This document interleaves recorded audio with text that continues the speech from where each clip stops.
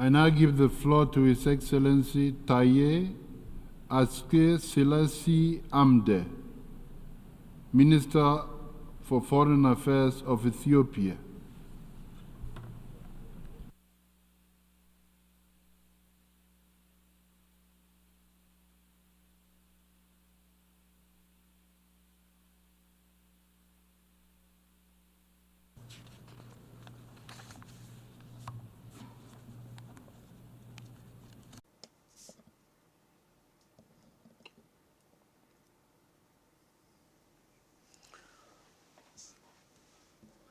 Excellency, President of the General Assembly, Excellency, Secretary General of the United Nations,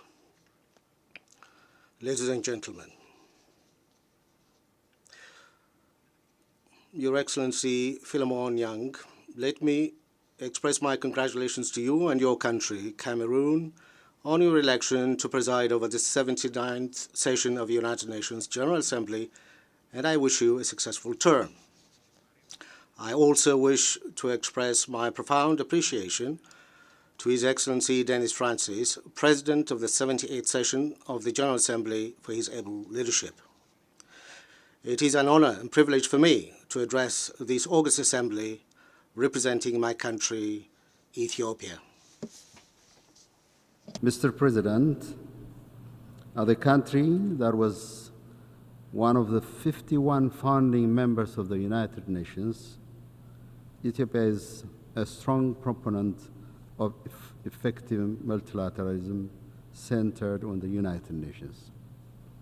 Ethiopia views with grave concern the challenges of the United Nations facing in discharging its role in peace and security and socio-economic development. Nevertheless, ensuring readiness and capability of the United Nations to resolve global challenges has been a generational quest. 5 years into the establishment of the United Nations, in the year 1950, 74 years ago, Ethiopia, in its policy statement, stated to this august assembly, I quote, "We are filled with anxiety concerning the surprises which the future may hold in store. Fears that the United Nations may be called upon to face events even more serious than those of the present time, and that such problems may greatly exceed its power and capacity." End of quote. That future is now, and that future is the present. We are faced with persisting peace and security challenges across the globe. There is a devastating existential threat emanating from arms race, extreme poverty, inequality, and climate change. At the same time, global commitment to the sustainable development goals is receding, and the debt crisis in developing countries is worsening. Furthermore, our constrained ability to manage the emerging multipolar world carries the risk of undermining multilateralism.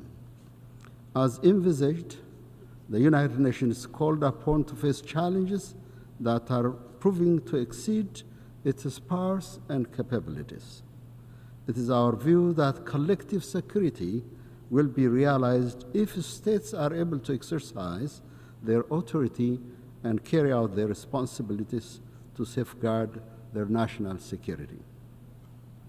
The conventional dictates, including peacekeeping missions, can deliver the desired results when we prioritize support for national efforts and capabilities.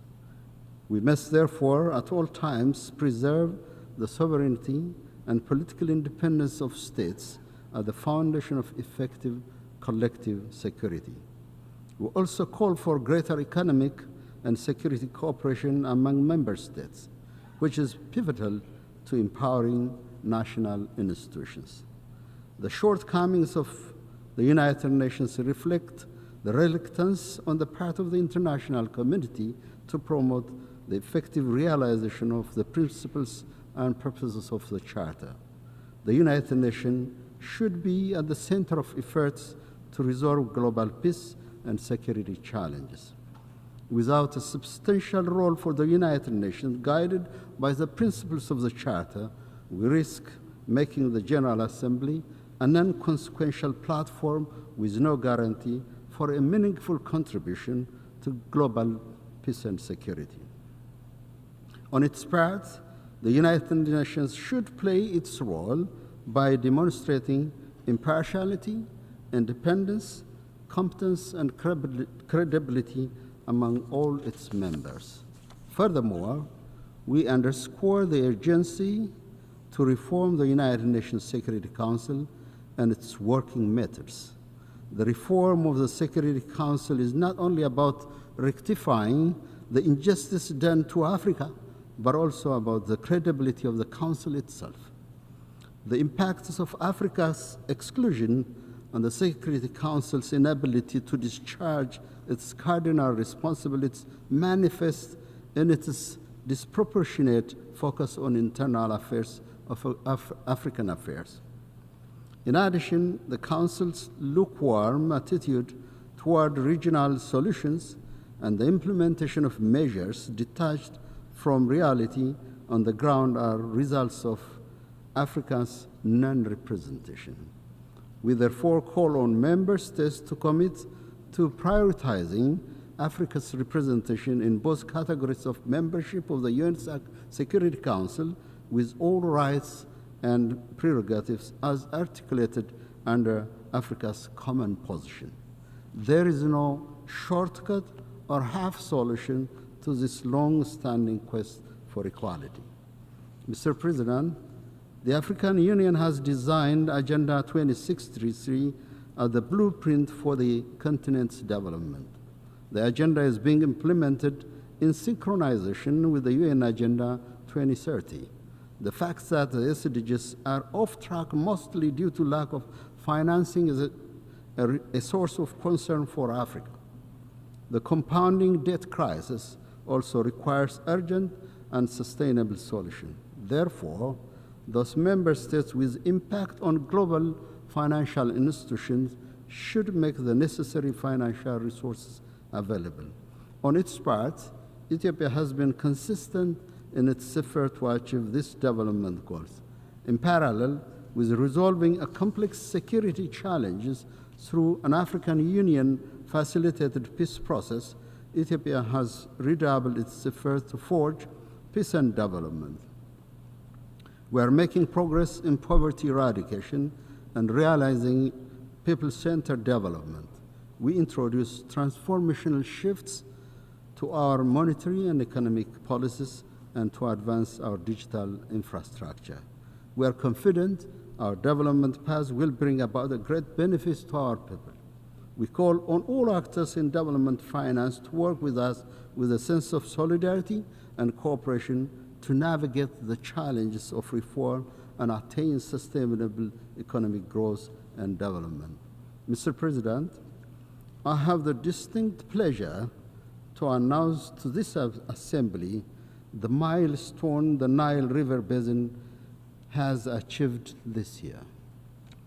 The Cooperative Framework Agreement of the Nile River Basin, CFA, is poised to enter into force with a required number of ratifications. The entry into force of this first ever Nile Basin-wide treaty, the Cooperative Framework Agreement, will pave the way for sustained cooperation and shared growth across the entire river basin. Ethiopia, along with its co-riparian sisterly countries, will work towards the realization of the principles of the CFA and the full potential of the Nile River. Furthermore, the Grand Ethiopian Renaissance Dam is generating electricity, responding to the energy demands of Ethiopia and the Eastern African region. It is our sincere hope that the remaining riparian countries will join the CFA and play a constructive role in ensuring equitable and reasonable utilization of the Nile River. I'm also proud to announce to this August Assembly that the Ethiopian Green Legacy, the notable initiative of Prime Minister Abiy Ahmed, saw the planting of 40 billion seedlings within 5 years, increasing our forest coverage from 3 to 24%. This stands as a substantial goal contribution to the absorption of greenhouse gas and a tangible measure against the adverse impact of climate change. Based on its long-term low-emission development strategy, Ethiopia is also on the path to sustainable energy transformation by developing and transitioning to non-fossil fuel energy sources. Such efforts must be supported by the full activation of the global commitment, especially through the provision of adequate climate financing. Mr. President, maritime insecurity in the Red Sea and the Indian Ocean is a source of great concern for Ethiopia. With over 120 million population and significant maritime trade, Ethiopia entirely depends on the safe, secure maritime activity in the Red Sea and Indian Ocean. This region is threatened by conflicts, piracy, and other illicit activities. Over the years, Ethiopia has played an instrumental role in combating the cause of insecurity. We also continue our efforts to work with other neighbors to contribute on durable basis to ensure peaceful navigation on the high seas. We see a great need to chart a new path for inclusive maritime security engagement with equal participation of countries with stakes on both sides of the Red Sea and Indian Ocean. Furthermore, terrorism continues to be a grave threat to the peace and security of the Horn of Africa. The growing rise of violent extremism like Al-Shabaab and its international and internal affiliates have continued their vicious attack against civilians and security of the region. The region has reached a milestone in degrading terrorism owing to the resilience of the people of Somalia and the sacrifice of the sons and daughters of Burundi, Djibouti, Kenya, Uganda, and my country, Ethiopia. The authorization of the Security Council and the international finance for the African Union peace support operation have indeed played an instrumental role. I'm confident the government of Somalia will soon reckon with and recognize the sacrifice we made to Somalia's liberation from the grip of terrorist groups. Ethiopia's memorandum of understanding with Somaliland is based on existing political dispensation in Somalia. Our objective is shared growth and prosperity in the region. Similar agreements have been concluded by other states, and there is no reason for the government of Somalia to incite hostility that obviously intends to cover internal political tensions. I therefore reject the unfounded allegation leveled against my country. Ethiopia's name can never be associated with any one of the allegations. I rather call on the federal government of Somalia to join hands to eliminate terrorist groups that are causing chaos and mayhem on the people of the region. The recent maneuvers of actors from outside the Horn of Africa region undermine these efforts. Nevertheless, Ethiopia will not be deterred from its resolute commitment to combating terrorism. We therefore call upon these actors to immediately stop their reckless actions.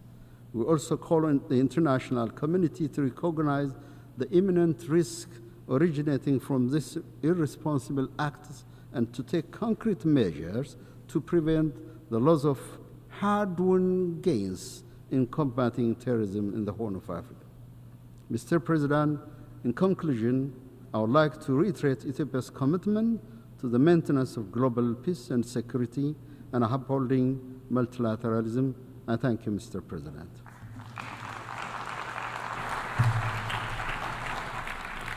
I thank the Minister for Foreign Affairs of Ethiopia.